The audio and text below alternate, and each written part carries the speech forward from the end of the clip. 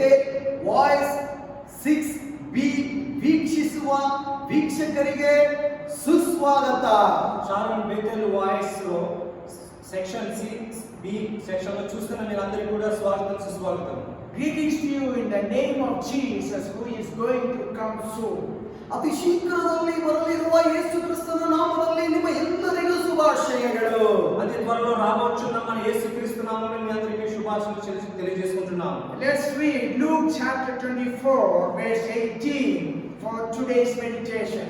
ಈ ದಿನದ ಧ್ಯಾನಕ್ಕಾಗಿ ನಾವು ಸತ್ಯವೇದದ ಕಡೆಗೆ ನಮ್ಮ ಗಮನವನ್ನು ತಿರುಗಿಸೋಣ. ಲೂಕನ ಬರೆದ ಸುವಾರ್ತೆ 24ನೇ ಅಧ್ಯಾಯ 18ನೇ ವಾಕ್ಯ. సో ఈ రోజు మనం లూకా రాసిన సువార్త 24వ అధ్యాయము 18వ వచనమును మనం చదివి ధ్యానం చేసుకోబోతున్నాం. Then one of them named Cleopas answered him, "Are you the only visitor to Jerusalem who does not know the things that have happened here in these days?" ಅವರಲ್ಲಿ ಕ್ಲಿಯೋಪನೆಂಬವನು ಆತನನ್ನು ಯೆರೂಸಲೇಮಿಗೆ ಬಂದ ಪರಸ್ಥಳದವರೆಲ್ಲಿಗೂ ಈ ದಿವಸಗಳಲ್ಲಿ ಅದರೊಳಗೆ ನಡೆದಿರುವ ಸಂಗತಿಗಳನ್ನು ಗೊತ್ತಿರಲಾಗಿ ನಿನಗೆ ಮಾತ್ರ ಗೊತ್ತಿಲ್ಲವೋ ಎಂದು ಕೇಳಲು ಆತನು ಅವರನ್ನು ಯಾವ ಸಂಗತಿಗಳು ಎಂದು ಕೇಳಿದನು. సో వారిలో క్లెప్లెయోప అను ఒకడు యెరూషలేములో బస చేయుచుండి ఈ దినములలో అక్కడ జరిగిన సంగతులను నీవు ఒక్కడవే ఎరుగవా అని ఆయన అడిగారు. ఆయన అవి ఏమని వారు అడిగినప్పుడు వారు నజరేయుడైన యేసును గురించిన సంగతులే. ఆయన దేవుని ఎదుటను ప్రజలందరి ఎదుటను క్రియలోను వాక్యములను శక్తిగల ప్రవక్త అయ్యుండెను. We find the context from verses 13 onwards. 13ನೇ ವಾಕ್ಯದಿಂದ ಈ ಸಂಗತಿಗಳನ್ನು ನಾವು ಎಲ್ಲರೂ ನೋಡಬಹುದು. 13వ వచనం నుంచి మనమందరం కూడా ఈ క్లెయోపాస్ అనే వ్యక్తి గురించి మనం చూడగలము. Two disciples were going to Emmaus from Jerusalem, talking each other what had happened after the resurrection of the Lord Jesus Christ. ಯೇಸುವಿನ ಪುನರುತ್ಥಾನದ ನಂತರ ಏನು ನಡೆಯುವುದು, ಅದೇ ದಿನದಲ್ಲಿ ಶಿಷ್ಯರಲ್ಲಿ ಇಬ್ಬರು ಯೆರೂಸಲೇಮಿಗೆ ಎಮಾಹು ಎಂಬ ಹೇರಿಗೆ ಹೋಗುತ್ತಿದ್ದ ಸಂಭವಿಸಿದ ಈ ಎಲ್ಲ ಕಾರ್ಯಗಳ ವಿಷಯವಾಗಿ ಸಂಭಾಷಣೆ ಮಾಡುತ್ತಿದ್ದರು. యేసు పునరుత్థాన దినమున ఆ తర్వాత ఏమి జరిగిందనే సంగతిని గురించి వారిలో ఇద్దరు యెరూషలేమునకు ఆమడ దూరం ఉన్న ఎమ్మాయు అనే ఒక గ్రామంలోకి వెళ్ళి మాట్లాడుతున్న సంగతులు ఇవి. Verse 19, Jesus asked them about the incident that they were talking about. ಅವರು ಮಾತನಾಡುತ್ತಿರುವ ಈ ಸಂಗತಿಗಳು ಏನು ಎಂಬುದು 19ನೇ ವಾಕ್ಯದಲ್ಲಿ ಯೇಸು ಕೇಳುತ್ತಿದ್ದಾರೆ. 19వ వచనంలో యేసు ప్రభువు వారి దగ్గరికి వచ్చి మీరు దేని గురించి మాట్లాడుతున్నారని వారు అడుగుతూ ఉన్నారు. Jesus did not show his identity to them. ಅವರ ಗುರುತು ಏನೆಂಬುದು ಯೇಸು ಅವರಿಗೆ ತೋರಿಸಲಿಲ್ಲ. యేసు యొక్క గుర్తులను యేసేనని చెప్పే సంగతులను అక్కడ వారికి చూపించలేదు. If the great news at that time was the resurrection of Jesus, the great news these days all over the world is about COVID-19. ದೇವಜನರೇ, ಆ ಕಾಲದಲ್ಲಿ ಒಂದು ದೊಡ್ಡ ಮಾತಾಗಿ ಮಾತನಾಡುವುದು ಇಲ್ಲ, ದೊಡ್ಡ ವಿಷಯವು ಏನಂದ್ರೆ ಯೇಸುವಿನ ಪುನರುತ್ಥಾನದ ಕುರಿತು ಎಲ್ಲರೂ ಮಾತನಾಡುತ್ತಿದ್ದರು. ಆದರೆ ಪ್ರಿಯರೇ, ಈ ದಿವಸಗಳಲ್ಲಿ ಎಲ್ಲರೂ COVID-19 ಎಂಬ ಕಾಯಿಲೆಯ ಸೋಂಕು ತಗುಲಿರುವುದನ್ನು ಮಾತನಾಡುತ್ತಿದ್ದಾರೆ. ఆ కాలంలో యేసు ప్రభువు పునరుత్థాన దినమున తిరిగి లేచారు, ఆ తర్వాత కొందరు ఆయన శిష్యులు కనబడ్డారు అనే గురించి గొప్ప విషయంగా అప్పుడు సంభవిస్తూ వారు చర్చించుకునేవారు. కానీ ప్రస్తుత కాలంలో ఈ COVID-19 అనే వైరస్ నుంచి ఎంతమంది చనిపోతున్నారు, ఎంతమంది హాస్పిటల్ పాలయ్యారనే ఒక భయంకరమైన సంగతిని జ్ఞాపకం చేసుకుంటూ ఉన్నారు. It is the right time to believe that it is a signal of second coming of the Lord Jesus. ಇದು ಸರಿಯಾದ ಸಮಯ. ನಾವು ಎಲ್ಲರೂ ನಂಬೋಣ, ದೇವರ ಎರಡನೆಯ ಬರುವಿಕೆಯ ಎಲ್ಲ ಗುರುತುಗಳು ಲಕ್ಷಣಗಳು ಎಂಬುದು. ఇది మనం ఖచ్చితంగా నమ్మవలసిన సమయము. దేవుని యొక్క రెండవ రాకడ చాలా దగ్గరగా ఉన్నదని, ఆయన వచ్చే రాకడ సూచనలు అవే చూపించే ఈ సంఘటనను బట్టి మనం అర్థం చేసుకోవాలి. While we take precautions and preparations for breaking COVID-19, we must prepare ourselves for the second coming of the Lord Jesus. ಈ COVID-19 ಸೋಂಕನ್ನು ಹೇಗೆ ತಡೆಯಬಹುದು ಎಂಬುದು ನಾವು ಮುಂಜಾಗೃತಕರವಾಗಿ ಇದ್ದೇನೋ ಅದೇ ರೀತಿಯಾಗಿ దేవర ಬರುವಿಕೆಯಾಗಿ ನಾವು ಮುಂಜಾಗೃತರಾಗಿ ಕಾಯೋಣ. ದೇವರ ಬರುವಿಕೆಯಲ್ಲಿ సిద్ధతరాగిరోణ. ఈ కోవిడ్-19 నుంచి ఏ విధంగా మనం బయటపడాలనే దాని గురించి మనం తీసుకున్న జాగ్రత్తలను బట్టి ఆలోచించినట్లయితే దేవుని యొక్క రెండవ రాకడ సమయంలో మనం ఎలా సిద్ధపడి ఉండాలి, మనం ఏ విధంగా జాగ్రత్తగా ఉంటే దేవుని రాకడ సమయంలో మనం లేవనెత్తబడతాము అనే దాని గురించి కూడా మనం ఆలోచించాలి. When we read Luke chapter 24, verse 25, Jesus is calling them foolish ones, and he is telling, slow of heart to believe all that the prophets have spoken. Was it not necessary that the Christ should suffer these things and enter into his glory? ಪ್ರಿಯರೇ, ಲೂಕನ ಬರೆದ ಸುವಾರ್ತೆ 24ನೇ ಅಧ್ಯಾಯ 25ನೇ ವಾಕ್ಯದಲ್ಲಿ ಈ ರೀತಿಯಾಗಿ ಬರೆಯಲ್ಪಟ್ಟಿದೆ. ಎಲೆ ಬುದ್ಧಿ ಇಲ್ಲದವರೇ, ಪ್ರವಾದಿಗಳು ಹೇಳಿದವರನ್ನು ನಂಬುವುದರಲ್ಲಿ ಮಂದರದೇರೆ, ಕ್ರಿಸ್ತನು ಇಂಥ ಶ್ರಮಗಳನ್ನು ಅನುಭವಿಸುತ್ತಾನೆ, ಮಹಾ ಪದವಿಗೆ ಸೇರುವುದು ಅಗತ್ಯವಾಗಿತ್ತಲ್ಲವೇ? లూకా రాసిన సువార్త 24వ అధ్యాయము 25వ వచనంలో దేవుడు వారిని ఈ విధంగా పిలుస్తున్నారు. అందుకైన అవివేకులారా, ప్రవక్తలు చెప్పిన మాటలను నమ్మని మందవతులారా, క్రీస్తు ఇలాగ శ్రమపడి తన మహిమలో ప్రవేశించుట అగత్యం కాదా అని వారితో చెప్పాను. Jesus himself gave the reason why he did call them foolish ones. ಅವರನ್ನು ಬುದ್ಧಿ ಇಲ್ಲದವರೇ ಅಂತ ಕರೆಯಲು ಕಾರಣ ಏನೆಂಬುದು ಯೇಸುವೇ ప్రకటిಸಿದ್ದಾರೆ. అవివేకులారా, బుద్ధి లేని వారా అని యేసు ప్రభువు వారిని పిలిచినప్పుడు ఆ ఎందుకు పిలిచారో వారికి సరైన రీజన్ కూడా అక్కడ యేసు ప్రభువు వారికి చెప్తూ ఉన్నారు. Because they did not believe the prophecies concerning the Lord Jesus Christ about his death, burial and resurrection. ಯಾಕಂತಂದ್ರೆ ಯೇಸುವಿನ ಮರಣ, ಯೇಸುವಿನ ಊಳಲ್ಪಡುವುದು, ಪುನರುತ್ಥಾನವನ್ನು ಅವರು ನಂಬಲಿಲ್ಲ. ఎందుకంటే ప్రవక్తలు చెప్పిన విధముగా గ్రంథాల్లో రాయబడిన విధముగా యేసు మూడవ రోజున తిరిగి లేస్తారు అనేది వారు నమ్మలేదు కనుక యేసు ప్రభువు వారిని తిడుతూ ఉన్నారు. Jesus himself had foretold his disciples about his death and resurrection. ಯೇಸುವಿನ ಮರಣವು, ಯೇಸುವನ್ನು ಸಮಾಧಿ ಮಾಡಲ್ಪಡುವುದು, ಯೇಸುವಿನ ಪುನರುತ್ಥಾನವನ್ನು ಮುಂಚೆಯೇ ಯೇಸು ಶಿಷ್ಯರಿಗೆ ತಿಳಿಸಿದ್ದರು. సో యేసు ప్రభువు యొక్క మరణము, ఆయన తర్వాత సమాధి చేయబడడము, ఆ తర్వాత మూడవ రోజున ఆయన తిరిగి లేవడం అనేది యేసు ప్రభువు వారికి ముందుగానే చెప్పి ఉన్నారు. ఆ సత్యాన్ని వారు మర్చిపోయి ఉన్నారు. We read it in Matthew chapter 16 verse 21. From that time Jesus began to show his disciples that he must go to Jerusalem and suffer many things from the elders and chief priests and scribes and be killed and on the third day be raised. ಮತ್ತಾಯಿ ಬರೆದ ಸುವಾರ್ತೆ 16ನೇ ಅಧ್ಯಾಯ 21ನೇ ವಾಕ್ಯದಲ್ಲಿ ಈ ಎಲ್ಲ ವಿಷಯಗಳು ಬರೆಯಲ್ಪಟ್ಟಿರೋದು ನೀವು ಗಮನಕ್ಕೆ ತರಬಹುದು. ಓದುತ್ತೇವೆ, ಕೇಳಿರಿ.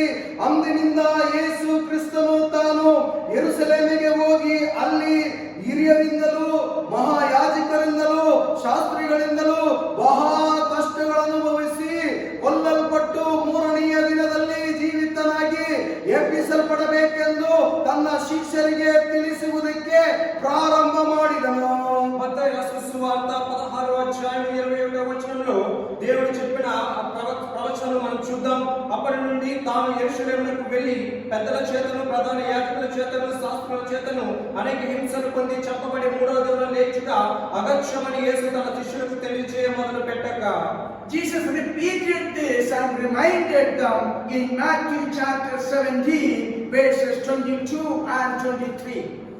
ಮತ್ತೊಂದಾವರ್ತಿ ಯೇಸು ಇದೇ ಮಾತನ್ನು ಶಿಷ್ಯರಿಗೆ ನೆನಪಿಗೆ ತರುವುದಕ್ಕೋಸ್ಕರ ಮತ್ತಾಯಿ ಬರೆದ ಸುವಾರ್ತೆ 17ನೇ ಅಧ್ಯಾಯ 22 ಮತ್ತು 23ರಲ್ಲಿ ಹೇಳುತ್ತಿದ್ದಾರೆ. సో అదే విధంగా యేసు ప్రభువు తన శిష్యులకు మరలా ఇదే విషయాన్ని జ్ఞాపకం చేస్తూ ఉన్నారు. మత్తయి రాసిన సువార్త 17వ అధ్యాయము 22వ వచనం 23వ వచనంలో As they were gathering in Galilee, Jesus said to them, "The Son of Man is about to be delivered into the hands of men, and they will kill him, and he will be raised on the third day." And they were greatly distressed. ಅವರು ಗಲಿಲಾಯದಲ್ಲಿ ಗುಂಪು ಗುಂಪಾಗಿ ಕೂಡುತ್ತಿರುವಾಗ ಯೇಸು ಅವರಿಗೆ ಮನುಷ್ಯ ಕುಮಾರನು ಮನುಷ್ಯರ ಕೈಗೆ ಕೊಡಲ್ಪಡುವನು, ಅವರು ಆತನನ್ನು ಕೊಲ್ಲುವವರು, ಸತ್ತ ಮೂರನೆಯ ದಿನದಲ್ಲಿ ಆತನು ಜೀವಿತನಾಗಿ ಎಬ್ಬಿಸಲ್ಪಡುವನು ಎಂದು ಹೇಳಿದನು. ಅದನ್ನು ಕೇಳಿ ಅವರು ಬಹಳ ದುಃಖಪಟ್ಟರು. వారు గలిలయలో సంచరించుచుండగా యేసు మనుష్య కుమారుడు మనుషుల చేతులకు అప్పగింపబడబోచున్నాడు, వారు ఆయనను చంపుదురు, మూడవ దినమున ఆయన లేచునని వారితో చెప్పగా వారు బహుగా దుఃఖపడిరి. Jesus again reminded his disciples 2 days before the Passover about his crucifixion. ದೇವಜನರೇ, ಪಸ್ಕ ಹಬ್ಬದ ಮುಂದಿನ ದಿನ ಅವರಿಗೆ ದೇವರು ನೆನಪಿಗೆ ತಂದರು ಈ ರೀತಿಯಾದ ಘಟನೆಗಳು ನಡೆಯುವುದು ಎಂಬುದು. మరలా యేసు ప్రభువారు ఆ పస్కా రోజున అంటే సిలువ వేయడానికి ముందు 2 రోజుల ముందున జరుగుతున్న పండుగలో కూడా యేసు ప్రభువారు తన శిష్యులకి అలా తెలియజేశారు, ఇలాగా నన్ను సిలువ వేస్తారు, నేను 3వ రోజు తిరిగి లేస్తాను అని. We read it in Matthew chapter 26 verse 2.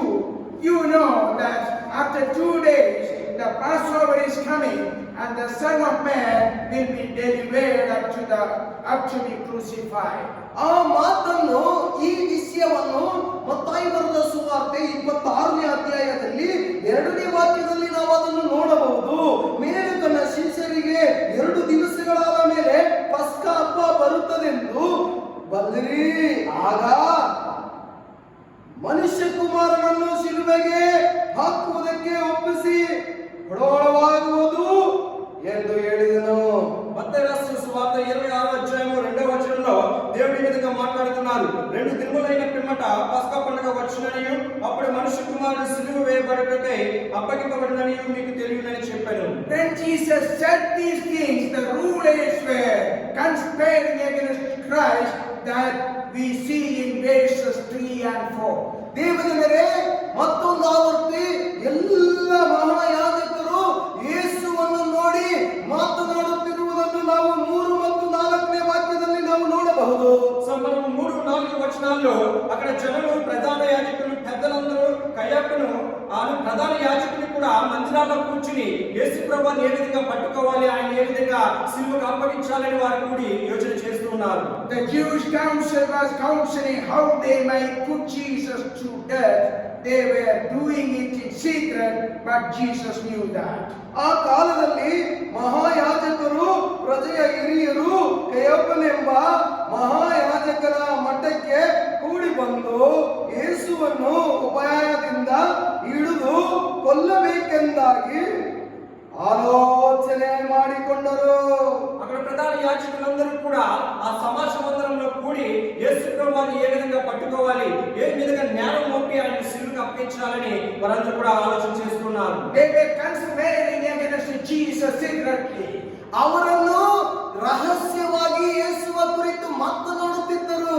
యేసుని ఏ విధంగా పట్టుకోవాలనే గురించి వారు రహస్యంగా కూడి మాట్లాడుతున్నారు. Our Almighty God knows all our secrets. ಯಾರೆಲ್ಲ ರಹಸ್ಯವಾಗಿ ದೇವರಿಗೆ ವಿರೋಧವಾಗಿ ಮಾಡಿದರು, ದೇವರಿಗೆ ಗೊತ್ತುಂಟು ರಹಸ್ಯವನ್ನು ಬಹಿರಂಗಪಡಿಸಲು. శక్తి కలిగిన యేసు ప్రభువారు ఏ రహస్యంగా మాట్లాడినా సరే, ఎవరు ఏ విధంగా మాట్లాడుతున్నా సరే ఆయనకి ఖచ్చితంగా తెలుస్తాయి. Dear children of God, we may be able to hide many things from many people, but we can't from God. ದೇವರ ಪ್ರಿಯರೇ, ಮನುಷ್ಯರಿಂದಲೂ ನಾವು ಎಲ್ಲವನ್ನು ಬಚ್ಚಿಡಬಹುದು, ಆದರೆ ದೇವರಿಂದಲೇ ಬಚ್ಚಿಡಲು ಸಾಧ್ಯವಿಲ್ಲ. ಬಹಿರಂಗಪಡಿಸುತ್ತಾರೆ.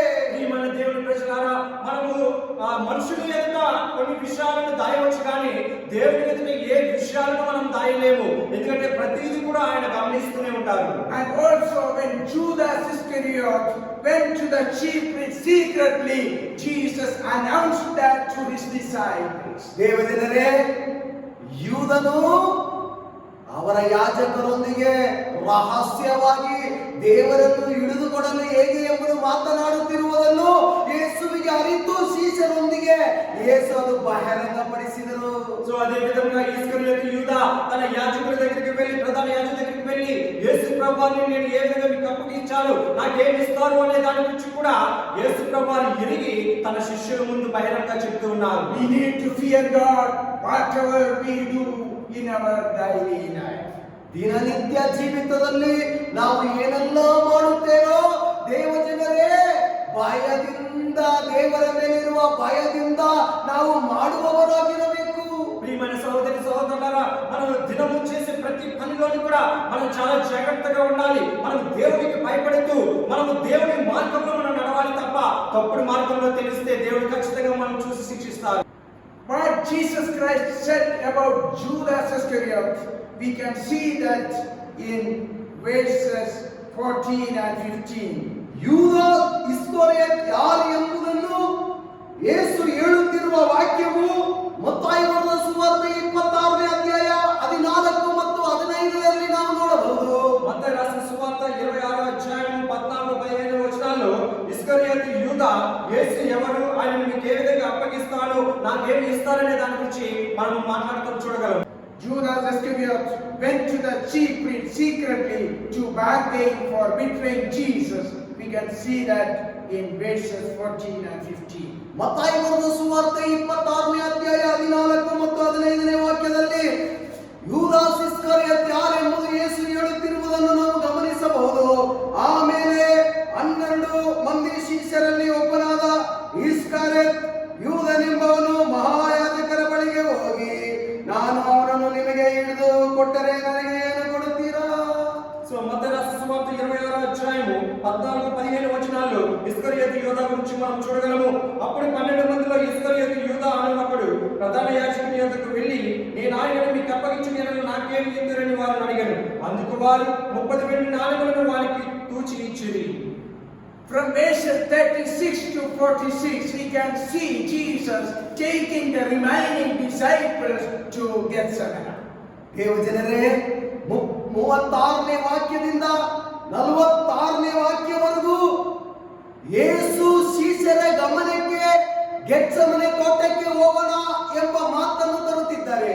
సో అదే గ్రంథంలో 36వ వచనం నుంచి 46వ వచనం వరకు ఆయన 12 మంది శిష్యులను తీసుకుని వెళ్ళి గెత్సేమనే చోటుకు తీసుకువెళ్ళి అక్కడ మనం ప్రార్థన చేద్దాము అని వారిని తీసుకువెళ్ళిన సంగతి మనం చూడగలము. Judas Iscariot lost the fellowship with God. ಯೂದಾಸ್ ಇಸ್ಕರಿಯೋತ್ ಎಂಬವನು ಯೇಸುವೊಂದಿಗೆ ಇರುವ ಅನ್ಯೋನ್ಯತೆಯನ್ನು ಅವನು ಬಿಟ್ಟನು. ఇస్కరియోతు యూదా వారిలో లేరు, ఓన్లీ 11 మంది శిష్యులు మాత్రమే వారితో వెళ్ళారు. ఈ యూదా దేవుని యొక్క అన్యోన్య సహవాసం వారికి కోల్పోయినాడు. When we go and do something for our own, not favoring God, we do lose our fellowship with God. ದೇವಜನರೇ, ನಾವು ಸ್ವತಃ ನಮ್ಮ ಸ್ವಂತ ಇಚ್ಛೆಯಿಂದ ಏನಾದರೂ ದೇವರಿಗೆ ಮೆಚ್ಚುಗೆ ಆಗದದನ್ನು ನಾವು ಮಾಡಿದರೆ ದೇವರನ್ನು ಬಿಟ್ಟು ನಾವು ಅಗಲಿ ಹೋಗುತ್ತೇವೆ. ప్రియమైన సహోదరి సహోదరులారా, మనము దేవునికి విరోధముగా ఆయన చిత్తము లేకుండా మనం ఏ పనైనా చేసినట్లయితే ఆయన నుంచి మనం సహవాసం కోల్పోయి ఆయనకు దూరంగా మనం వెళ్ళిపోతుంటాం. That was the hardest time Jesus was going through, and Iscariot Judah was supposed to be with him in his hardest time. ಪ್ರಿಯರೇ, ಆ ಸಮಯವೇ ದೇವರು ದುಃಖಕರವಾದ ಸಂಕಷ್ಟ ಸಮಯದಲ್ಲಿ ಹೋಗುತ್ತಿರುವಾಗ ಯೂದನೆಂಬುವನು ಯೇಸುವೊಂದಿಗೆ ಇದ್ದು ಅವನು ಮಾಡಬೇಕಾದ ಕೆಲಸಗಳನ್ನು ಮಾಡುತ್ತಿದ್ದ. ప్రియమైన సహోదరి సహోదరులారా, యేసు ప్రభువారి దుఃఖ దినాల్లో బ్రతుకున్నప్పుడు ఆయనను సిలువ వేస్తారని తెలిసి ప్రార్థన చేసుకునే సమయంలో శిష్యుడు అయిన ఈ ఇస్కరియోతు యూదా ఆయనతో పాటు ఉండి ఆయనతో పాటు ప్రార్థన చేయి ఉండాలి. ఆయన ఆ విధంగా లేడు. Jesus made 3 groups at the time of the hardest time of Jesus' earthly life in Gethsemane. ಭೂಲೋಕದಲ್ಲಿ ಯೇಸು ಬದುಕುತ್ತಿರುವಾಗ ಆ ಕಠಿಣವಾದ ಮಾರ್ಗ, ಸಂಕಷ್ಟದ ಮಾರ್ಗದಲ್ಲಿ ಯೇಸು ಶಿಷ್ಯರನ್ನು 3 ಗುಂಪಾಗಿ ಮಾಡಿದರು. ఆ దుఃఖ దినములలో గెత్సేమనే తోటలో యేసు ప్రభువారు తన శిష్యుల శిష్యులను 3 గ్రూపులుగా విభజించున్నారు. Verse 36 we read one group of 8 disciples. ಒಂದು ಗುಂಪು 8 ಶಿಷ್ಯರಾಗಿ ಇರುವುದನ್ನು 36ನೇ ವಾಕ್ಯದಲ್ಲಿ ನಾವು ನೋಡಬಹುದು. మొదటి గ్రూపులో 8 మంది శిష్యులను ఏర్పరిచిన సంగతి మనం 36వ వచనంలో చూడగలము. Another group of 3 disciples, another section. ನಂತರ ಇನ್ನೊಂದು ಭಾಗವಾಗಿ 3 ಶಿಷ್ಯರನ್ನು ಮಾಡಿರೋದು ನಾವು ನೋಡಬಹುದು. అదే విధంగా రెండవ గ్రూప్ లో కూడా 3 శిష్యులను ఏర్పరిచి అక్కడ దేవుడు ప్రార్థన చేయమని కోరడం మనం 37వ వచనంలో చూడగలం. And third group, Jesus is alone praying, falling on his face. ಮೂರನೇ ಗುಂಪು ಏನೆಂದರೆ ಯೇಸು ಎಚ್ಚರದಿಂದ ಒಬ್ಬಂಟಿನಾಗಿ ಪ್ರಾರ್ಥನೆ ಮಾಡುವುದು. మూడవ గ్రూప్ లో యేసు ప్రభువారు ఒక్కరే ఆయన దూరముగా వెళ్లి కొండ మీద సాగిలపడి అక్కడ ఈ కింద నాయకుడిని తొలగిపోమని 39వ వచనంలో యేసు ప్రభువారు మూడవ గ్రూప్ గా ఏర్పడినారు. Similarly, at this time we are praying in our houses in different groups. ಅದೇ ರೀತಿಯಾಗಿ ನಾವು ನಮ್ಮ ಮನೆಗಳಲ್ಲಿ ಗುಂಪು ಗುಂಪಾಗಿಯೋ ಇಲ್ಲ ಬೇರೆ ರೀತಿಯಾಗಿಯೋ ಕುಳಿತುಕೊಂಡು ನಾವು ಪ್ರಾರ್ಥನೆ ಮಾಡುತ್ತಿರಲ್ವಾ? అదే విధముగా మనం కూడా ఇంట్లో ఉండి గుంపులుగా లేకపోతే నువ్వు ఇండివిజువల్ గా రూమ్ లోకి వెళ్ళి ప్రార్థన చేసుకుంటూ ఉంటున్నాము కదా. And many in the world are praying because the world is in the grip of COVID-19. ಅನೇಕರು ಈ ಭೂಲೋಕದಲ್ಲಿ ಪ್ರಾರ್ಥನೆ ಮಾಡುತ್ತಿದ್ದಾರೆ, ದೇವರೇ ಈ ಕೋವಿಡ್-19 ಎಂಬ ಸೋಂಕು ತಗುಲಿರುವವರಿಗೆ ಬಿಡುಗಡೆಯನ್ನು ನೀಡಿ ಸ್ವಾಮಿ ಎಂಬುದು. అదే విధంగా ప్రస్తుత కాలంలో ప్రతి ఒక్కరూ కూడా ఈ కోవిడ్-19 యొక్క గ్రిప్ లో నుంచి ప్రభువా మమ్మల్ని విడిపించు అని అందరం కూడా ఇంట్లో ఉండి మనం ప్రార్థన చేస్తూ ఉన్నాము. Let's keep praying as per the example set by the Lord Jesus when we go through difficult situations in our life. ದೇವಜನರೇ, ನಾವು ನಮ್ಮ ಜೀವಿತದಲ್ಲಿ ಕಠಿಣವಾದ ಮಾರ್ಗದಲ್ಲಿ ಹೋಗುವಾಗ ಯೇಸು ಹೇಗೆ ಮಾಡಿದರೋ ಅದೇ ರೀತಿಯಾಗಿ ನಾವು ಪ್ರಾರ್ಥಿಸಬಲ್ಲರು. ప్రియమైన సహోదరి సహోదరులారా, మన జీవితంలో కఠినమైన పరిస్థితుల్లో మనం ఉన్నప్పుడు మన ప్రభువైన యేసుక్రీస్తు వారు చేసిన పనిని మనము కూడా ప్రార్థన చేసి మనము కూడా ఆయనను వెంబడిద్దాం. Jesus had instructed the disciples to watch and pray. ದೇವಜನರೇ, ದೇವರು ಈ ರೀತಿಯಾಗಿ ಶಿಷ್ಯರೊಂದಿಗೆ ಹೇಳುತ್ತಿದ್ದರು, ನೀವು ಎಡಬಿಡದೆ ಗಮನವಿಟ್ಟು ಪ್ರಾರ್ಥಿಸಬೇಕೆಂಬುದು. ప్రియమైన సహోదరి సహోదరులారా, ఇక్కడ యేసు ప్రభువారు తన శిష్యులకు చెప్తున్నారు, మీరు విడువక నిద్రపోక నా గురించి ప్రార్థన చేయండి, మీరు ప్రార్థన చేస్తూ ఉండండి అని అక్కడ యేసు ప్రభువారు శిష్యులు చెప్తున్నారు. When we read verse 40, we read disciples were found sleeping for the first time. ದೇವಜನರೇ, ಶಿಷ್ಯರು ಬಳಿಗೆ ಬಂದು ಅವರು ನಿದ್ದೆ ಮಾಡುವುದನ್ನು ಮೊದಲನೇ ಸಾರಿ ಯೇಸು 40ನೇ ವಾಕ್ಯದಲ್ಲಿ ನೋಡುತ್ತಿದ್ದಾರೆ. మనం 40వ వచనంలో మొదటిసారిగా యేసు ప్రభువారు వెనక్కి వచ్చి తన శిష్యులను గమనించినప్పుడు వారు నిద్రపోవడం అనేది మనం చూస్తూ ఉన్నాం. Jesus waked them up and said, watch and pray. ದೇವರು ಅವರನ್ನು ಎಬ್ಬಿಸಿ ಎಚ್ಚರವಾಗಿದ್ದು ಪ್ರಾರ್ಥಿಸಿರಿ ಎಂದನು. దేవుడు వారిని పైకి లేపి మీరు గమనించి ప్రార్థన చేయండి, మెలకువ ఉండి ప్రార్థన చేయమని యేసు ప్రభువారు వారిని లేపారు. Verse 43, Jesus found them again sleeping.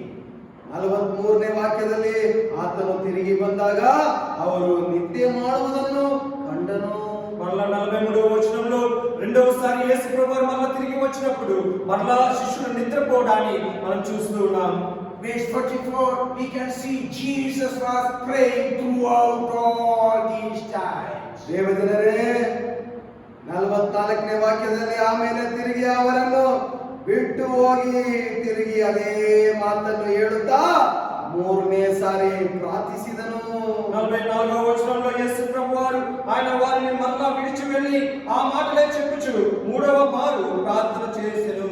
Why did the disciples sleep while they were instructed to pray? ದೇವಜನರೇ, ದೇವರ ಸೂಚನೆಯ ಮೇರೆಗೆ ಅವರು ಪ್ರಾರ್ಥಿಸಬೇಕು. ಆದರೆ ಅವರು ಆ ಸೂಚನೆಯನ್ನು ಪಾಲಿಸದೆ ಯಾಕೆ ನಿದ್ದೆ ಮಾಡುತ್ತಿದ್ದರು? ప్రియమైన సహోదరి సహోదరులారా, దేవుడు వారిని మెలకువగా ఉండి ప్రార్థన చేయమని చెప్పినప్పుడు అక్కడ శిష్యులు ఎందుకు నిద్రపోతూ ఉన్నారు? Because they did not realize the agony of Jesus that he would be going through. ದೇವಜನರೇ, ಯೇಸು ಹೋಗುತ್ತಿದ್ದ ಆ ಸಂಕಷ್ಟ ಮಾರ್ಗವು ಶಿಷ್ಯರ ನೆನಪಿಗೆ ಬರಲಿಲ್ಲ.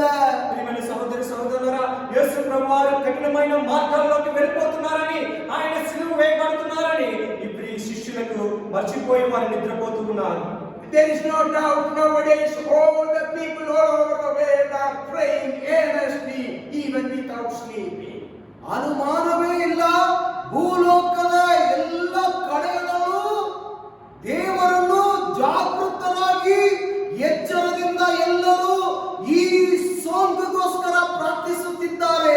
ఎటువంటి సందేహము లేదు, ప్రస్తుతం ఈ భయంకరమైన కోవిడ్-19 పరిస్థితుల్లో ప్రతి ఒక్కరూ కూడా మెలకువగా ఉండి వాటి నుంచి ఏ విధంగా జయం పొందాలని దేవునికి ప్రార్థన చేస్తున్నారనే దాని గురించి ఎటువంటి సందేహం లేదు. There is no doubt God is going to respond to our prayers favorably. ದೇವಜನರೇ, ಅನುಮಾನವೇ ಇಲ್ಲ, ನೀವುಗಳು ನಾವು ಪ್ರಾರ್ಥನೆ ಮಾಡುತ್ತಿರುವ ಎಲ್ಲ ಪ್ರಾರ್ಥನೆಗೆ ದೇವರು ನಮಗೆ ಉತ್ತರ ಸದುತ್ತರವನ್ನು ದಯಪಾಲಿಸೇ ಪಾಲಿಸುವನು. దేవుని ప్రియలారా, ఎటువంటి సందేహం లేదు, మనం ప్రార్థన చేసిన ప్రార్థనకు దేవుడు ఖచ్చితంగా జవాబిస్తాననే దాంట్లో ఎటువంటి సందేహం లేదు. But the loving Jesus, he did not rebuke them, just avoid them. ದೇವಜನರೇ, ಪ್ರೀತಿಸುವ ದೇವರು ಶಿಷ್ಯರನ್ನು ತಳ್ಳಿ ಬಿಡಲಿಲ್ಲ, ಅವರಿಗೆ ಎಚ್ಚರದಿಂದ ಇರಲಿ ಅಂತ ಮಾತನ್ನು ಹೇಳಿದರು. ఇక్కడ యేసు ప్రభువారు వారి శిష్యుల దగ్గర చూసినప్పుడు ఆ శిష్యులను ఆయన తిట్టడం లేదు, ఖండించడం లేదు, ఎటువంటి శిక్ష వేయలేదు. ప్రేమతో వారిని లేపి మెలకువగా ఉండి ప్రార్థన చేయడం వారిని హెచ్చరిస్తూ ఉన్నారు. Verse 23, Jesus announces of his betrayal by Judas Iscariot. ದೇವಜನರೇ, ಮತ್ತಾಯಿ ಬರೆದ ಸುವಾರ್ತೆ 26ನೇ ಅಧ್ಯಾಯ 23ನೇ ವಾಕ್ಯದಲ್ಲಿ ಈ ರೀತಿಯಾಗಿ ಹೇಗೆ ಯೂದಾಸ್ ಇಸ್ಕರಿಯೋತನು ಯೇಸುವನ್ನು ತೋರಿಸಿ ಕೊಡುವುದೆಂಬುದು ನಾವು ನೋಡೋಣವೇ. ನನ್ನ ಸಂಗಡ ಕೈ ಆಡಿದವನೇ ನನ್ನನ್ನು ಹಿಡಿದು ಕೊಡುವನು.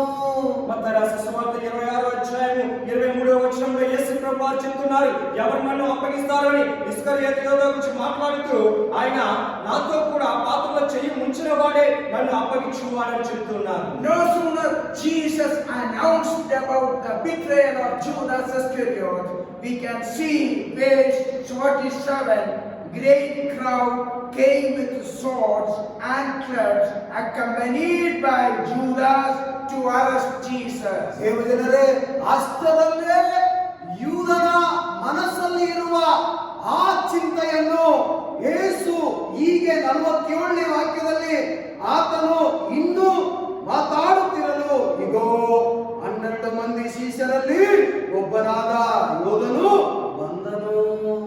ఎప్పుడైతే ఇస్కరియోతు యోధ గురించి యేసు ప్రభువు తన శిష్యులకు చెప్తున్నారో ఆ సమయంలో వెంటనే 47వ వచనంలో ఆయన ఇంకా మాట్లాడుచుండగా 12 మందిలో ఒకరైన యూదా వచ్చెను. వారితో కూడా బహుజన సమూహము కత్తులు గుదియలు పట్టుకుని ప్రధాన యాజకుల నుండి ప్రజల పెద్దల నుండి వచ్చెను. Verse 49, Judas kissed his master. Jesus, in a pretext of showing his love towards Jesus, but it was a signal for his enemies. ದೇವಜನರೇ, ಅವನ ಹೃದಯದಲ್ಲಿ ಸುಳ್ಳಾದ ಪ್ರೀತಿಯನ್ನು ಇಟ್ಟು ಯೂದನು 49ನೇ ವಾಕ್ಯದಲ್ಲಿ ಗುರುವೇ ನಮಸ್ಕಾರ ಎಂದು ಹೇಳಿ ಆತನಿಗೆ ಮುತ್ತಿಟ್ಟನು. ಯೇಸು ಅವನಿಗೆ ಗೆಳೆಯನೇ ಎಂದು ಹೇಳಿದನು. ಆದರೆ ಅವನು ಮುತ್ತಿಟ್ಟ ಆ ಗುರುತು ಅವರ ವಿರೋಧಿಗಳಿಗೆ ಸಾರ್ಥಕವಾಯಿತು. సో 49వ వచనంలో ఇస్కరియోతు యోధ యొక్క తన దురాలోచనలను బయట పెడుతున్నారు. అక్కడ యేసు ప్రభువు దగ్గరికి వెళ్ళి వెంటనే యేసు వద్దకు వచ్చి, బోధకుడా నీకు శుభమని చెప్పి ఆయనను ముద్దు పెట్టుకున్నాను. ఈ విధంగా ముద్దు పెట్టుకుని అక్కడ సైనికులకు ఎవరైతే వచ్చి ఆయన పట్టుకోవడానికి వచ్చినారో వారికి గుర్తుగా ఆయన యేసు ప్రభువుని ముద్దు పెట్టుకుంటున్నారు. Inwardly, it was a signal to the enemies for identifying Jesus, but outwardly, it was a deceitful expression of love towards Jesus, his master. ಅವನ ಒಳಗೆ ಹೇಗಾದ್ರೂ ಯೇಸುವನ್ನು ಹಿಡಿದು ಕೊಡಬೇಕೆಂಬುದೇ ಅವನ ಬಯಕೆ. ಆದರೆ ಹೊರಗೆ ಯೇಸುವನ್ನು ಪ್ರೀತಿಸುವ ಹಾಗೆ ಅವನು ఆటక. ఇక్కడ ఇస్కరియోతు మీద రెండు విధాలుగా ప్రేమను చూపిస్తున్నారు. లోపలిగా ఉన్న తన ఆలోచన ప్రకారం ఎవరైతే నేను ముద్దు పెట్టుకోబోతున్నానో అతన్ని మీరు పట్టుకోవాలి, అతని యేసు అని వారికి గుర్తు చెప్తున్నారు.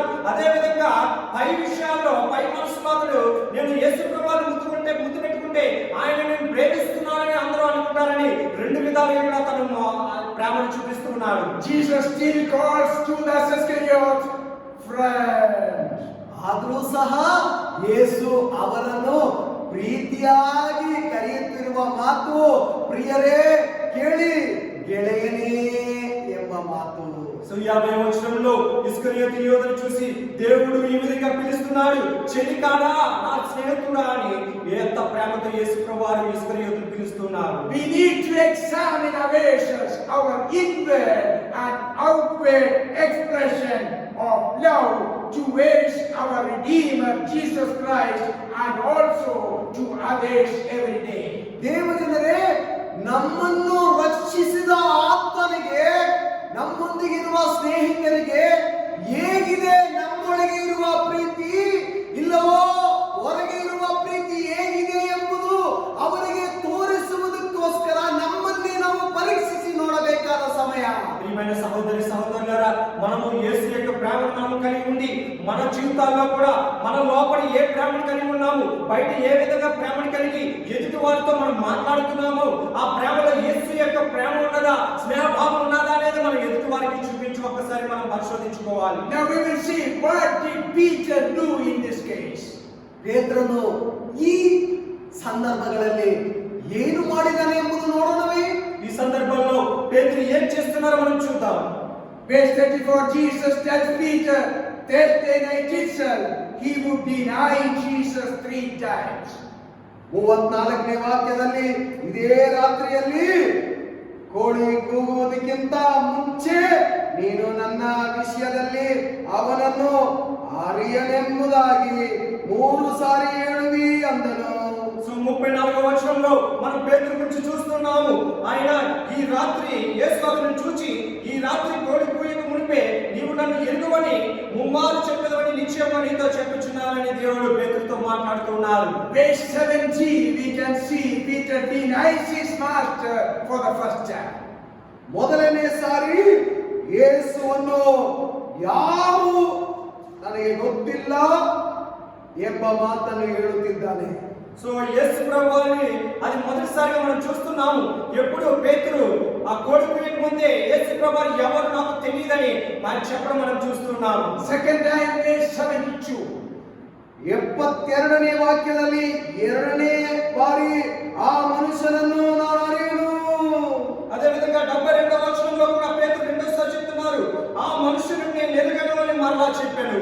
And third time, verse 74.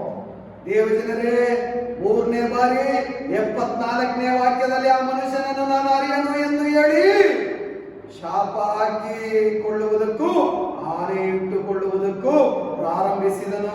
74వ వచనంలో మనం మరలా చూస్తున్నాము. మూడవసారి పేతురు యేసు ప్రభువు అంటే ఎవరో నాకు తెలియదనే మాటని 74వ వచనంలో మనం చదువుతున్నాం. It was the fulfillment of what Jesus said in verse 34. ದೇವಜನರೇ, 34ನೇ ವಾಕ್ಯದಲ್ಲಿ ಯೇಸು ಏನು ಹೇಳಿದರೋ ಆ ಮಾತು 70, 72, 74ನೇ ವಾಕ್ಯದಲ್ಲಿ ನೆರವೇರಿತು. యేసు ప్రభువు 34వ వచనంలో పేతురు గురించి ఏమి చెప్పారో అదే మాటలు అదే ప్రణాళికను ఇక్కడ ఈ 70వ వచనము, 72వ వచనము, 74వ వచనంలో నెరవేర్చబడుతుంది. Jesus said to Peter the third time when he denied Jesus, immediately with a rooster crowd. ದೇವಜನರೇ, 3ನೇ ಬಾರಿ ಯೇಸುವನ್ನು ನಾನು ಅರಿಯೇನು ಅಂತ ಹೇಳುವಾಗ ಕೂಡಲೇ ಕೋಡಿ ಕೂಗಿತ್ತು.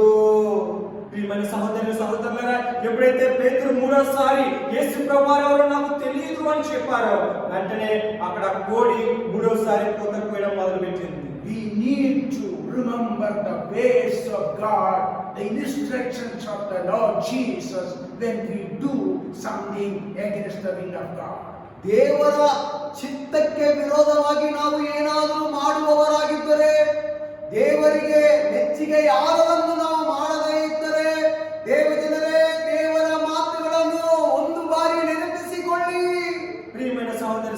పిల్లలారా, మనము దేవుని పనులు మనం చేయాలంటే ఒక్కసారి మనం దేవుని జ్ఞాపకం చేసుకోవాలి. ఆయన ఏ వాగ్దానం ఇచ్చారో అది ఖచ్చితంగా మన జీవితంలో నెరవేర్చబడుతుంది కనుక మనం చేసే ప్రతి పనిలోని దేవుని జ్ఞాపకం చేసుకుని మనం పని చేయాలి. And let us see what happened on Friday. ನಂತರ ಶುಕ್ರವಾರ ನಡೆದಿದ ಘಟನೆಯನ್ನು ನಾವು ನೋಡೋಣವೇ. తరువాత శుక్రవారం నాడు ఏం జరిగిందో మనం చూద్దాం. 27:1 we read, the Sanhedrin took the counsel against Jesus. ಎಲ್ಲ ಮಹಾಯಾಜಕರು ಜನರ ಹಿರಿಯರು ಯೇಸುವನ್ನು ಕೊಲ್ಲಿಸಲು ಬೇಕೆಂದು ಆಲೋಚನೆ ಮಾಡಿಕೊಂಡು ಆತನನ್ನು ಕಟ್ಟಿಸಿ ತೆಗೆದುಕೊಂಡು ಹೋಗಿ ದೇಶಾಧಿಪತಿಯಾದ ಪಿಲಾತನಿಗೆ ಒಪ್ಪಿಸಿದರು. సో 27వ అధ్యాయము మొదటి వచనంలో మనం చూడగలము, ఉదయమైనప్పుడు ప్రధాన యాజకులను ప్రజల పెద్దలందరూ యేసును చంపవాలని ఆయనకు విరోధముగా ఆలోచన చేస్తున్నారు. Verse 2, Jesus was bound and delivered to Pilate the governor.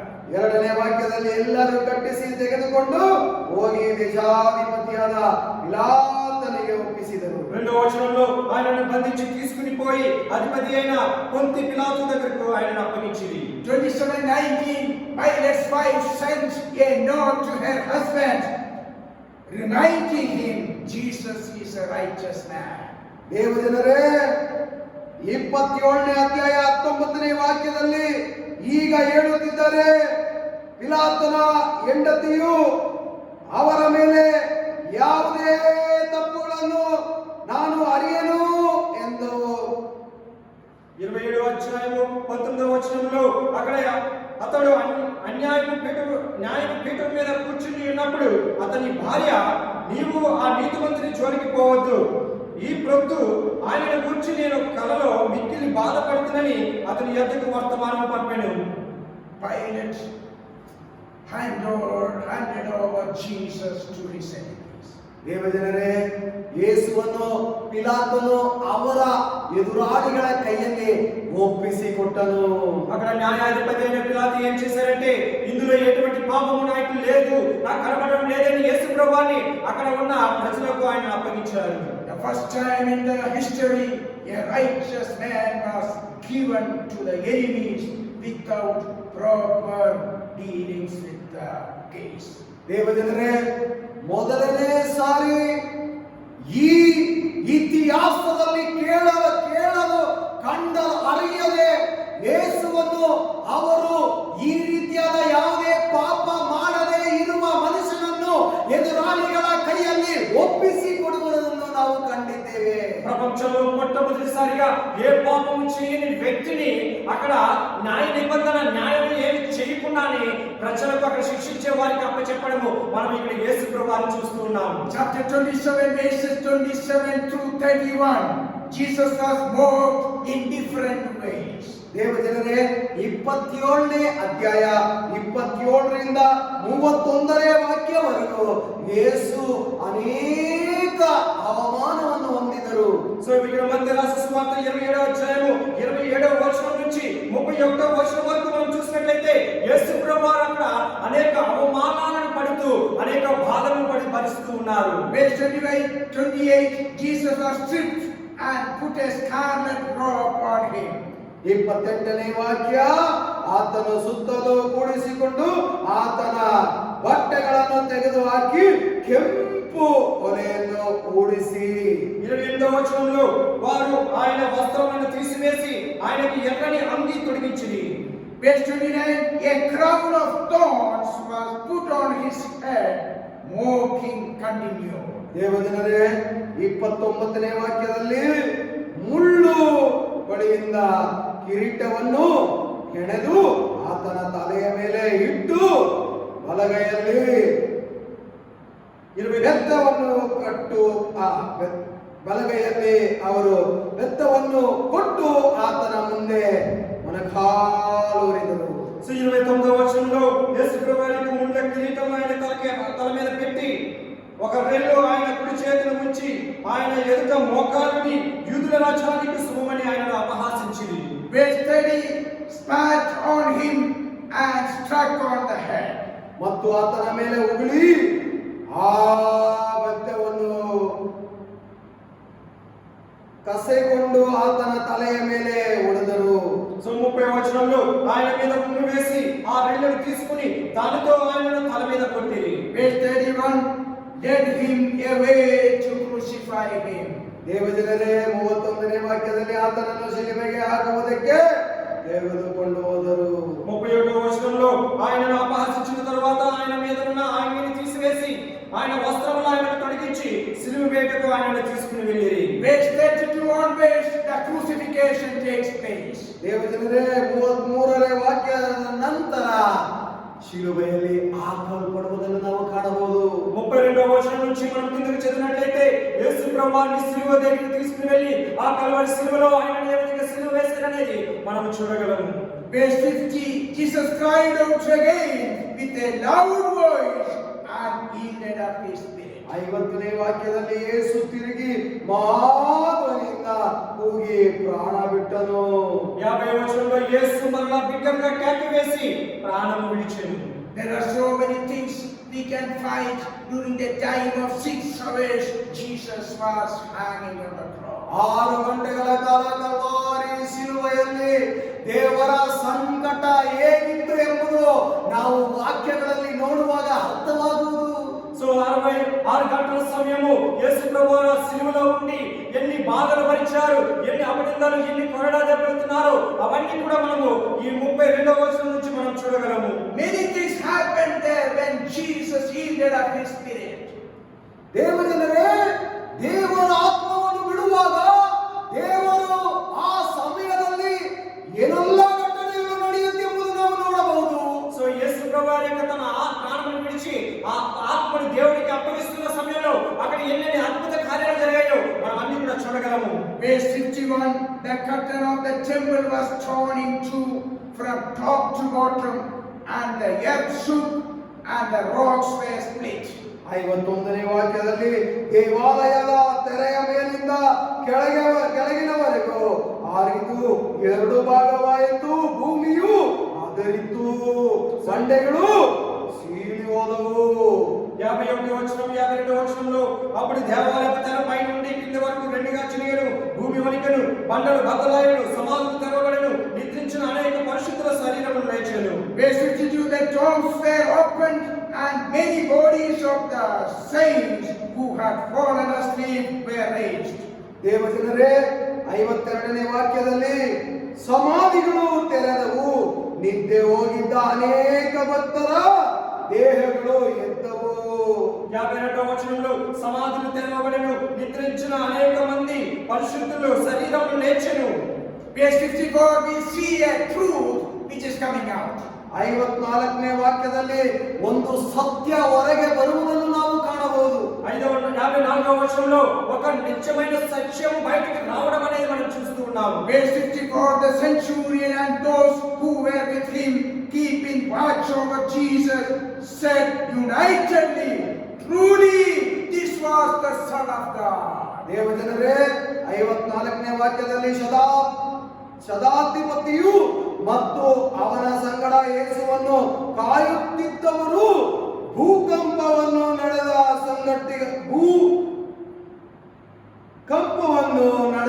ಸಂಗತಿಗಳನ್ನು ನೋಡಿ ಬಹಳ ಹೆದರಿಕೊಂಡು ನಿಜವಾಗಿ ಈತನು ದೇವರ ಕುಮಾರನು ಅಂದನು. 54వ వచనంలో ఆ నిజమైన సత్యం ఏంటో మనం చదువుదాం. శతాధిపతియు అతనితో కూడా యేసును కావలి ఉన్న వారు భూకంపంలో జరిగిన కార్యములన్నీ చూచి మిక్కులు భయపడి నిజంగా ఈయన దేవుని కుమారుడని చెప్పుకొనిరి. Oh, when we follow Jesus and bear something which we do not like in our life, and somebody mocks at us, let us bear it, the truth will come out. ದೇವಜನರೇ, ಈ ಎಲ್ಲ ಸಂಗತಿಗಳನ್ನು ಕೇಳಿ ಎಲ್ಲವನ್ನು ಯಾರಾದರೂ ನಮ್ಮ ಮುಖದ ಮೇಲೆ ಉಗುಳಿದರೆ, ಸಂಕಟದಲ್ಲಿ ನಾವು ಹೋಗುವಾಗ ಎಲ್ಲವನ್ನು ಸಹಿಸಿಕೊಳ್ಳುವ ಹಾಗೆ ನಾವು ದೇವರು ಸಹಿಸಿಕೊಂಡ ಹಾಗೆ ನಾವು ಸಹಿಸಿಕೊಳ್ಳಬೇಕು.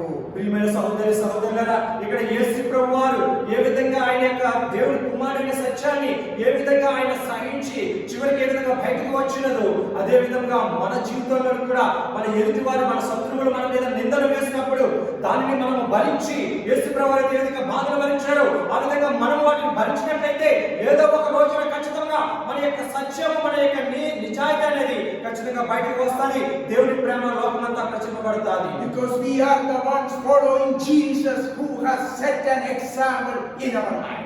ಯಾಕಂತಂದ್ರೆ ನಮ್ಮ ಜೀವಿತದಲ್ಲಿ ಒಂದು ಉದಾಹರಣೆಯಾಗಿ ಯೇಸು ಇರುವ ತನಕ ನಾವು ಯೇಸು ತೋರಿರುವ ಮಾರ್ಗವನ್ನೇ ನಾವು ಹಿಂಬಾಲಿಸಬೇಕು. ఎందుకంటే మన జీవితంలో మనం ఒక వ్యక్తిని ఉదాహరణగా తీసుకుని ఆయనను వెంబడించే విధంగా మన ప్రభు అయిన యేసుక్రీస్తు వారిని మనము ఆయనను ఉదాహరణగా తీసుకుని ఆయనను వెంబడించి ఆయన మార్గంలో మనం నడవాలి. We are able to face any situation with the hope that the truth will be revealed from our enemy's mouth. ದೇವಜನರೇ, ಯಾವುದೇ ಸಂದರ್ಭಗಳಲ್ಲಿ ನಾವು ಎಲ್ಲವನ್ನು ಎದುರಿಸಬಹುದು ದೇವರ ಮಕ್ಕಳಾಗಿದ್ದರೆ. ಆಗಿರುವಾಗ ನಮ್ಮ ಎದುರಾಳಿಗಳ ಬಾಯಲ್ಲಿ ಬರುವುದು ಇವರು ದೇವರ ಮಕ್ಕಳೆಂಬುದು. ప్రియమైన సహోదరి సహోదరులారా, మనం ఎప్పుడైతే దేవుని మార్గంలో మనం వెళ్తామో, మనము ఆయన ప్రకారం జీవించినట్లయితే ఇదేదో ఒక రోజున ఖచ్చితంగా మనలో ఉన్న దేవుని ప్రేమ, మనలో ఉన్న సత్యము ఖచ్చితంగా బయటకు వస్తుంది. While Jesus was going through the hardest situation, Jesus was alone, but Jesus is with us while we go through such situations. ಯೇಸು ಸಂಕಟದ ಮಾರ್ಗದಲ್ಲಿ ಹೋಗುತ್ತಿರುವಾಗ ಯೇಸು ಒಬ್ಬಟ್ಟಿನಾಗಿದ್ದರು. ಆದ್ರೆ ನಾವು ಸಂಕಟದಲ್ಲೋ ಸಂಕಷ್ಟದಲ್ಲೋ ದುಃಖದ ಮಾರ್ಗದಲ್ಲಿ ಹೋಗುವಾಗ ಯೇಸು ನಮ್ಮೊಂದಿಗಿದ್ದಾರೆ. యేసు దుఃఖ సమయంలో వెళ్తూ ఉన్నప్పుడు ఆయన చుట్టూ ఎవరు లేరు. కానీ ఇక్కడ మన జీవితంలో మనం దుఃఖ సమయాల్లో భయంకరమైన పరిస్థితుల్లో మనం ఉన్నప్పుడు మనం ఒంటరిగా ఉండము. మన దేవుడు మనతో ఉండి మనల్ని నడిపిస్తారు.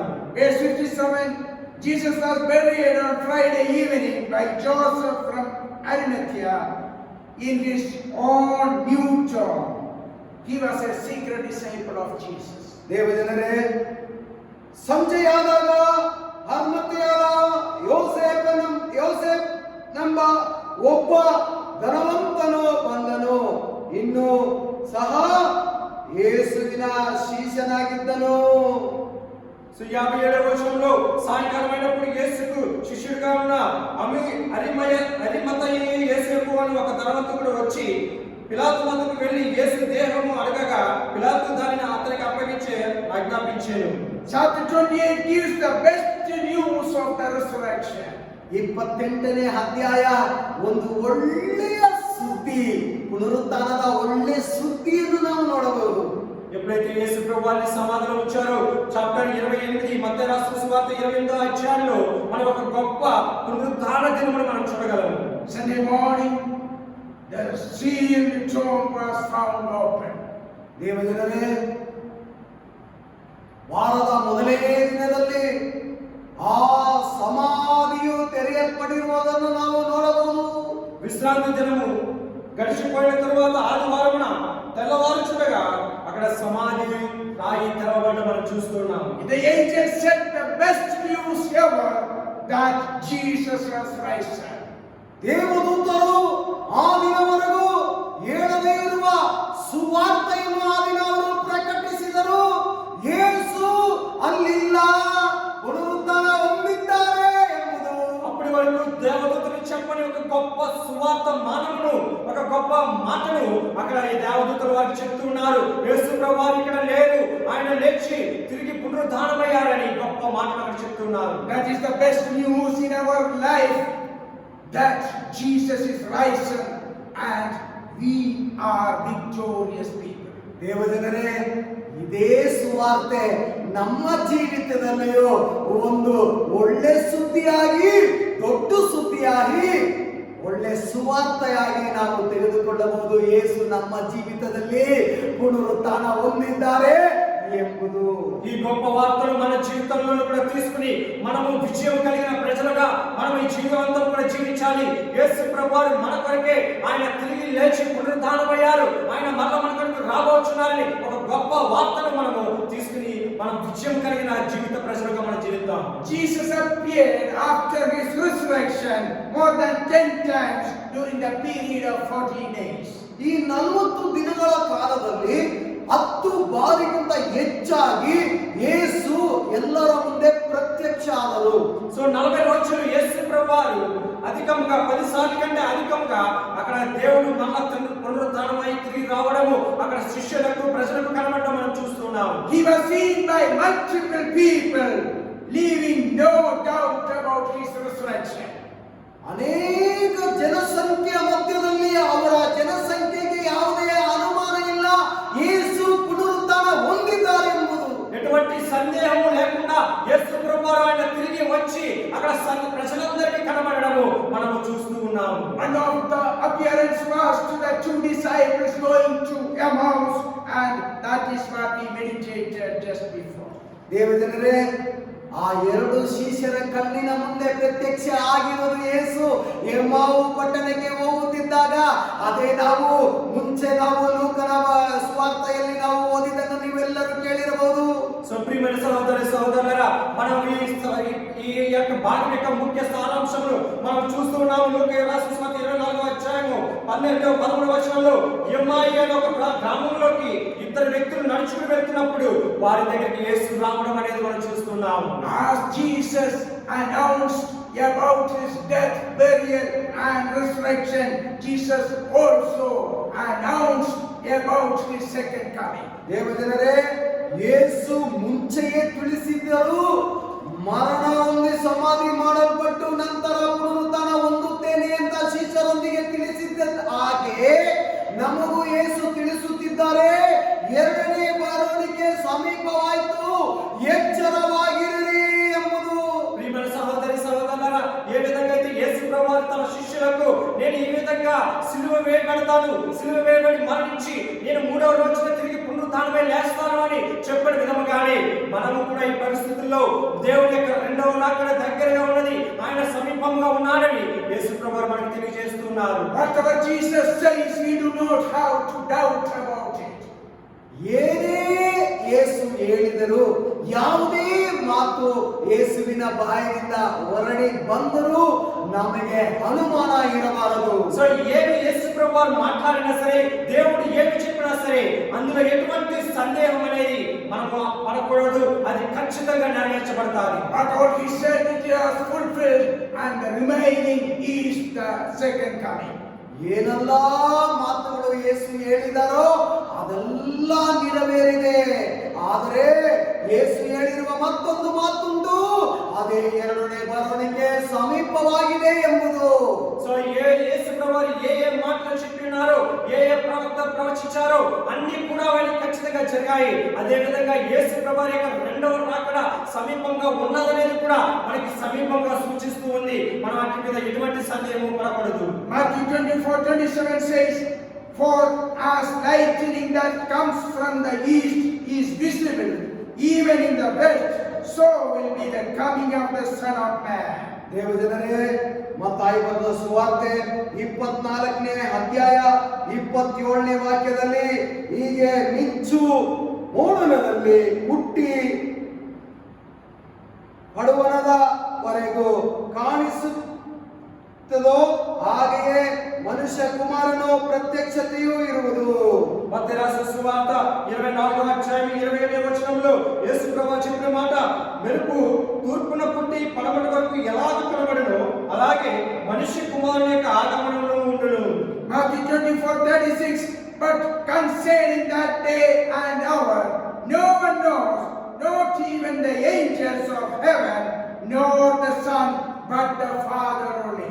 ದೇವಜನರೇ, ಅದೇ ಅಧ್ಯಾಯ 36ನೇ ವಾಕ್ಯದಲ್ಲಿ, ಇದಲ್ಲದೆ ಆ ದಿನದ ವಿಷಯವೂ ಆ ಗಳಿಗೆಯೂ ವಿಷಯವೂ ನನ್ನ ತಂದೆ ಒಬ್ಬನಿಗೆ ತಿಳಿಯುವುದೇ ಹೊರತು ಮತ್ತಾರಿಗೂ ತಿಳಿಯದು, ಪರಲೋಕದಲ್ಲಿರುವ ದೂತರಿಗೂ ತಿಳಿಯದು, ಮಗನಿಗೂ ತಿಳಿಯದು.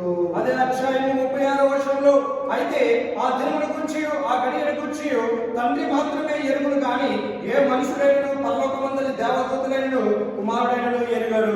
24:40, "Then two men will be in the field, one will be taken and one left." 40ನೇ ವಾಕ್ಯದಲ್ಲಿ, ಆವಾಗ ಇಬ್ಬರು ಹೊಲದಲ್ಲಿರುವರು, ಒಬ್ಬನು ತೆಗೆದುಕೊಳ್ಳಲ್ಪಡುವನು, ಒಬ್ಬನು ಬಿಡಲ್ಪಡುವನು. 40వ వచనంలో, ఆ కాలంలో ఇద్దరు పొలంలో ఉందురు, ఒకడు తీసుకునబడబడును, ఒకడు విడిచిపెట్టబడును. There will be two groups, one will be taken out and others will be left on there. ಆ ಸಮಯಗಳಲ್ಲಿ ಎರಡು ಗುಂಪಾಗಿ ಕಾಣಿಸಲ್ಪಡುವುದು. ಒಂದು ಗುಂಪು ತೆಗೆದುಕೊಳ್ಳಲ್ಪಡುವುದು, ಇನ್ನೊಂದು గుంపు కై బిడల్పడును. సో అటువంటి సమయంలో మనకి రెండు గ్రూపులు కనబడతాయి. మొదటి గ్రూపులో నుండి ఒకరు తీసుకుని పోబడతారు, ఒకరు విడిచిపెట్టబడతారు.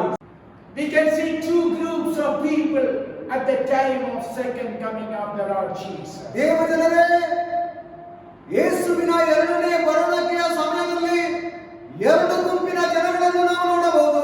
ప్రియమైన సహోదర సహోదరులారా, ఆ దేవుని యొక్క రెండవ రాకడ సమయంలో మనము రెండు రకాలైన గ్రూపులను మనం చూడగలము. One group will be taken up, other group will be left out. ಒಂದು ಗುಂಪು ದೇವರೊಂದಿಗೆ ತೆಗೆದುಕೊಳ್ಳಲ್ಪಡುವರು, ಇನ್ನೊಂದು ಗುಂಪು ಕೈ ಬಿಡಲ್ಪಡುವರು. అందులో మొదటి ఒక గ్రూప్ అయితే దేవుని నుంచి తీసుకుని పోబడతారు, రెండవ గ్రూపు విడిచిపెట్టబడతారు. So what do we have to do? నావేం ಮಾಡಬೇಕು? మనం ఏం చేయాలి? 24:42. Therefore stay awake, for you do not know on what day your Lord is coming. ನಾವು ಏನು ಮಾಡಬೇಕೆಂಬುದು 42ನೇ ವಾಕ್ಯದಲ್ಲಿ ಬರೆಯಲ್ಪಟ್ಟಿದೆ. ಈಗಿರಲಾಗಿ ನಿಮ್ಮ ಕರ್ತನು ಬರುವ ದಿನವು ನಿಮಗೆ ಗೊತ್ತಿಲ್ಲವಾದ್ದರಿಂದ ఎచ్చరవాగిరరి. 42వ వచనంలో మనం ఏం చేయాలో చూద్దాం. కావున ఆ దినమున మీ ప్రభు వచ్చును మీకు తెలియదు కనుక మెలకువగా ఉండండి. As Jesus said, it is the right time to keep praying in our houses. ದೇವಜನರೇ, ಯೇಸು ಹೇಳಿದಾಗೆ ಮನೆಗಳಲ್ಲಿ ಇರುವವರು, ದಿಗ್ಬಂಧನದಲ್ಲಿ ಇರುವವರು ದಯವಿಟ್ಟು ಎಚ್ಚರವಾಗಿದ್ದು ಪ್ರಾರ್ಥಿಸಿರಿ. ప్రియమైన సహోదరి సహోదరులారా, యేసు ప్రభువు చెప్పిన విధంగా ఇంటిలో ఉండి దిగ్బంధంలో ఉన్న మనందరం కూడా మెలకువ కలిగి ప్రార్థన చేద్దాం. As Jesus had set 3 groups at the place of Gethsemane. Gethsemane ತೋಟದಲ್ಲಿ ಹೇಗೆ ಯೇಸು 3 ಗುಂಪನ್ನಾಗಿ ಮಾಡಿ ಯೇಸು ಪ್ರಾರ್ಥನೆಗೆ ಹೊರಟರೋ ಅದೇ ರೀತಿಯಾಗಿ గెత్సెమనే తోటలో యేసు ప్రభువారు ఏ విధంగా 3 గ్రూపులను ఏర్పాటు చేసి ప్రార్థన చేశారో అదే విధంగా మనం కూడా ప్రార్థన చేద్దాం. They were asked to keep watching and pray, but they were sleeping. ಯೇಸು ಹೇಳಿದರು ಶಿಷ್ಯರೊಂದಿಗೆ ಎಚ್ಚರದಿಂದ ಪ್ರಾರ್ಥಿಸಿರಿ ಅಂತ. ಆದರೆ ಅವರು ಎಚ್ಚರದಿಂದ ಪ್ರಾರ್ಥಿಸಲಿಲ್ಲ, నిద్రకి జారిದರು. సో యేసు ప్రభువారి శిష్యులకు మీరు మెలకువగా ఉండి ప్రార్థన చేసి కనిపెడుతూ ఉండండి అని చెప్పారు. కానీ అక్కడ శిష్యులు నిద్రలోనికి జారిపోయారు. As Jesus prayed in the hardest time, this is the time we are going through, the hardest time that we ever experienced in our life.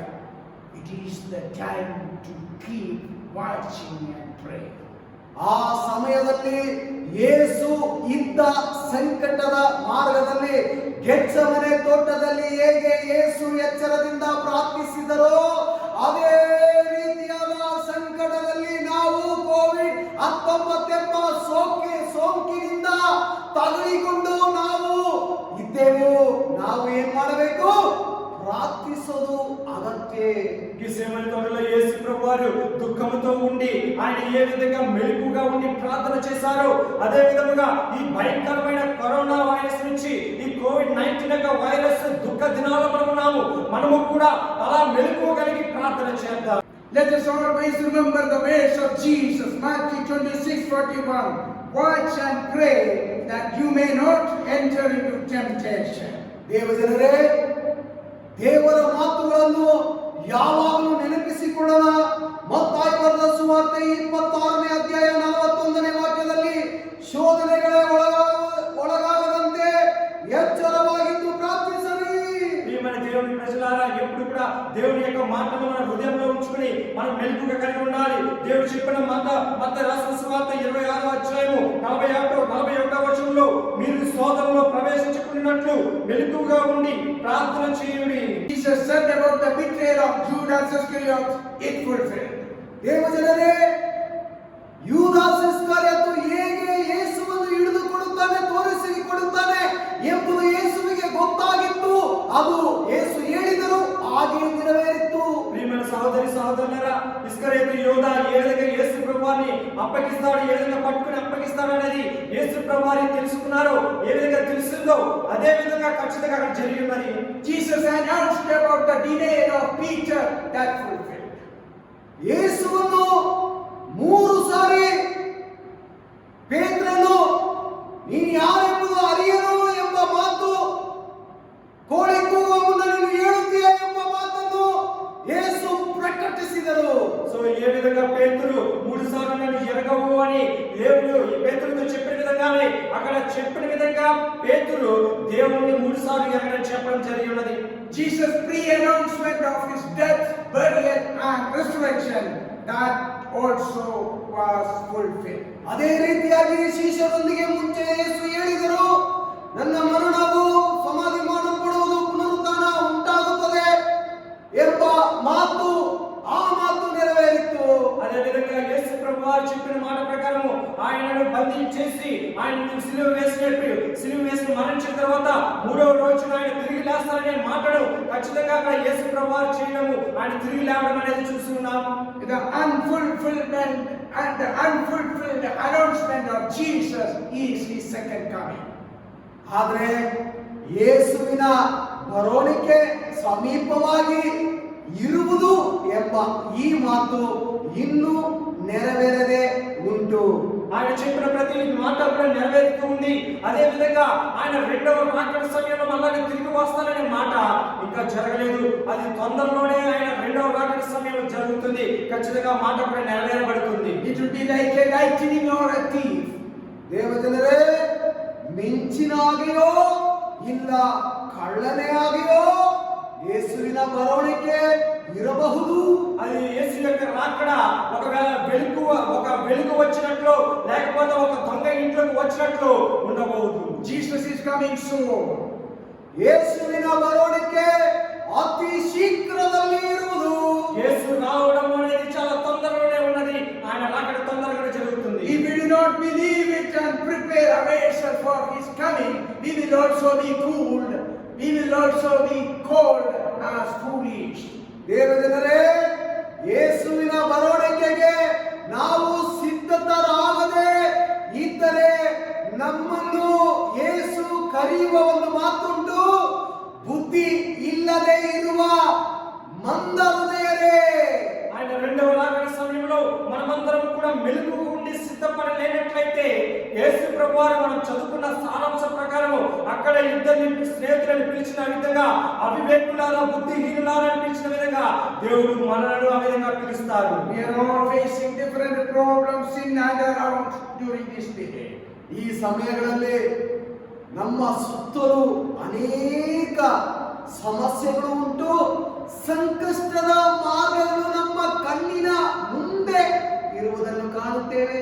ఈ సందర్భాల్లో మనం అనేక ఇబ్బందులను, అనేక కష్టాలను ఎదుర్కొంటూ మనం జీవితాన్ని గడుపుతూ ఉండేది మనకి ముందు ఉన్నది. We never expected in our life that this situation would be coming in our life. ಈ ರೀತಿಯಾದ ಘಟನೆ ನಮ್ಮ ಜೀವಿತದಲ್ಲಿ ಬರುತ್ತದೋ ಎಂಬ ನಿರೀಕ್ಷೆ ನಮಗೆ ಇರಲಿಲ್ಲ. ఇటువంటి భయంకరమైన రోజు మన జీవితాల్లో వస్తాది అని మనం ఇంట్లో నిర్బంధమై ఉంటామని మనం ఎప్పుడూ కూడా ఊహించలేని రోజుల్లో మనం ఉన్నాం. Now whosoever talks or whatever news we hear about, all about COVID-19. ನಾವು ಕೇಳುತ್ತಿರುವ ಎಲ್ಲಾ ವಿಷಯಗಳು ಇಲ್ಲ, ಎಲ್ಲಾ ಮಾತುಗಳು ಏನೆಂದರೆ ಈ ಕೋವಿಡ್-19 ಸೋಂಕು ಮತ್ತು ತಗುಲಿರುವ ಸೋಂಕಿತರ ಬಗ್ಗೆ. మనం ఇప్పుడు మాట్లాడుతున్న ఈ మాటని భయంకరమైన పరిస్థితులు దేని గురించి అంటే భయంకరమైన వైరస్, ఈ కోవిడ్-19 ఈ వైరస్ నుంచి మనం ఏ విధంగా రక్షింపబడాలి అనే ఒక భయంకరమైన పరిస్థితుల్లో మనం ఉన్నాం. So it is the time for all of us to say that Jesus is coming soon. ಎಲ್ಲರ ಬಾಯಲ್ಲಿ ಒಂದು ಮಾತು ಬರಲಿ, ಈ ರೀತಿಯಾದ ಮಾತು ಬರಬೇಕೆಂಬ ಬಯಕೆ ಇರಬೇಕು. ಅದು ಬೇರೆ ಏನೂ ಅಲ್ಲ, ಯೇಸು ಅತಿ ಶೀಘ್ರದಲ್ಲಿ ಬರಲಿಕ್ಕಿದ್ದಾರೆ. ಯೇಸುವಿನ ಬರೋಣಿಕೆ సమీపవాయితెంబుదు. సో ఈ సమయంలో మనమందరం కూడా ఒకే విధంగా చెప్పవలసిన మాట ఏమిటంటే యేసు యొక్క రాకడ సమీపంగా ఉన్నది. యేసు యొక్క రెండవ రాకడ అది దగ్గరగా ఉన్నదని మనం సిద్ధపడి ఉండాలని చెప్పే సమయం. ದೇವರ ವಾಕ್ಯವನ್ನು ನಾವು ಭರವಸೆಯಿಂದ ನಂಬೋಣ. ನಂಬಿರಿ, ದೇವರು ಎಲ್ಲರನ್ನು ನಡೆಸುತ್ತಾರೆ. మనము దేవుని వాక్యం మీద, ఆయన మాట మీద నమ్మకం ఉంచి మనము జీవితాన్ని ముందుకు సాగిద్దాము. ఆయన ఖచ్చితంగా వచ్చి మనల్ని కూడా ఆదుకొని మనం తీసుకుని వెళ్తారు. Let us not be called by our master as fools. ದೇವರೇ, ನಮ್ಮ ಯಜಮಾನನಾದ ದೇವರು ನಮ್ಮನ್ನು ಬುದ್ಧಿ ಇಲ್ಲದ ಮಂದ ಹೃದಯರೇ ಅಂತ ಹೆಸರು ನಮಗೆ నామకరణ ఇడబారదు. మన ప్రియమైన దేవుని కుమారుడైన యేసుక్రీస్తు వారు మనలను ఎప్పుడు కూడా బుద్ధి లేని వారా, అవివేకులారా అని ఎప్పుడు కూడా మనం పిలిచే విధంగా మనం ఉండకుండా మనం మెలకువ కలిగి ప్రార్థన చేసి సిద్ధంగా ఉందాం. Whosoever has believed in the word of God and prayed, they have overcome all the situation they went through. ದೇವಜನರೇ, ದೇವರ ವಾಕ್ಯದ ಮೇಲೆ ಭರವಸೆ ಇಟ್ಟು ನಂಬಿಕೆಯನ್ನು ಇಟ್ಟು ಇರುವವರು ಯಾವುದೇ ಸಮಸ್ಯೆ ಇದ್ದರೂ ಅದನ್ನು ಜಯಿಸಿ ಬಂದವರು ಅನೇಕರುಂಟು. సో ప్రియమైన సహోదరులారా, ఎవరైతే దేవుని మాట మీద విశ్వాసం ఉంచి ఆయన వాక్య ప్రకారం ఆయన మాటలు జీవిస్తారో వారికి విజయం పొందడం అనేది అనేక సార్లు మన జీవితాల్లో చూస్తూ ఉన్నాము. Yes, we will overcome the present situation. ಈ ಪ್ರಸ್ತುತ ಸನ್ನಿವೇಶದಲ್ಲಿ ಸಂದರ್ಭಗಳಲ್ಲಿ ನಾವು ಜಯಿಸುತ್ತೇವೆ. ನಾವು ಇದರಿಂದ ಹೊರಗೆ ಬರುವುದು ಖಚಿತ. అదే విధంగా ఈ భయంకరమైన వైరస్ పరిస్థితుల్లో ఉండి ఖచ్చితంగా దేవుడు మనల్ని రక్షించి మనకు విడుదలించి మనకు విజయం ఇస్తాడు అనేది కూడా నిశ్చయంగా జరుగుతాయి. Hallelujah.